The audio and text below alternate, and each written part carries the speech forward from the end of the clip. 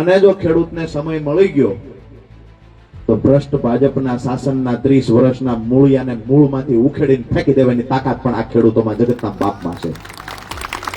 આ તાકાત હું કાયમ માટે કહું છું કે કોઈ એક સમાજ એવું માની લે કે અમે આ સરકારને ઉખેડી નાખશું, કોઈ એક રાજ્યના લોકો માની લે કે અમે આ સરકારને ઉખેડી લઈશું, કોઈ એક તાલુકાના લોકો માની લે, કોઈ એક જિલ્લાના લોકો માની લે કે અમે આ સરકારને ઉખેડી લઈશું. હું દાવા સાથે કહું છું કે આ તમામ પ્રકારની વાતો વાહિયાત છે.